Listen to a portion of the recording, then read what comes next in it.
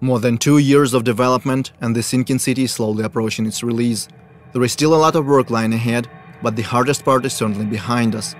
Now we feel it's finally time to start showing some gameplay to the public. Luckily, we have a few great opportunities to do it, with gaming events like GDC and EGX Rest being right around the corner.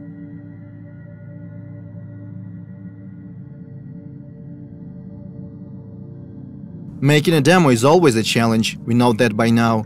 Our goal is to show as much diversity as possible, diversity of our gameplay features and cultural aspects as well.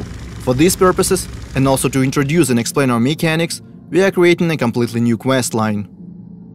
So let's jump back to November, when our work began. Our narration team comes up with a story of a missing person. Depends on the kind of job that you're offering. My husband, Harry Evans, has disappeared. It ties together our gameplay features as well as that Lovecraftian lore. At the same time, our concept artists and level modelers start working on the gameplay area. The quest is designed to take the player across different city districts: Rich, Poor, the Harbor Zone and the others. At first, the plan was to put together a small separate map just for GDC, but we quickly realized we didn't want to make something we would never use in the future. So we agreed that the quest should take place in the actual city. The problem is our full map is far from finished. It already has streets and buildings, but is lacking those small details that make a city feel alive. To negate that, we decide to border off the gameplay area and spice it up a little, add points of interest, vehicles, landmarks, and of course our monoliths. So now we have a more or less finished and polished part of the map that we can use in our final product. Things are going smoothly.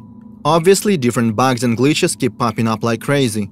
Sometimes the hero wears two hats, sometimes a floating object stop being floaty, and don't get me started on strange collisions. But we always manage to fix them in no time. However, there is one big problem that we have struggled to sort out for months: lighting. In our previous demo we used static light maps and baked them into the textures. That was a difficult and resource-draining process, so in our game we eventually decided to switch to dynamic lighting. It works great, yet we still cannot pinpoint the right tone and colors that we want to use in the Sinking City. To solve that problem, we reach out to professional photo artists in Kiev. They help our team find the right color scheme, inspired by the works of Caspar David Friedrich, James McNeill Whistler, Gregory Crutzen, and other prominent masters in their fields. Also, during our numerous playtests, we realized something. Our quest line is intriguing, but very linear. And that's not something you'd expect from the developers that keep hyping up their quote-unquote strong and non-linear storytelling. So our writers put together an alternative ending.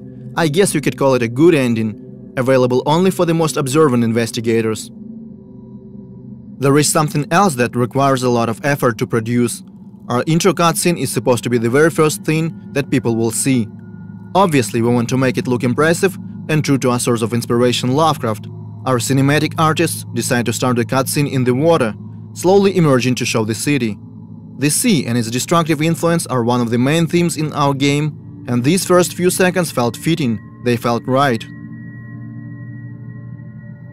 There is a whole lot of work being done in the meantime. Our animation specialists are working on making those characters and objects move realistically, the localization team is searching for the right actors to voice our characters, the sound designers and the combat unit are busy as well.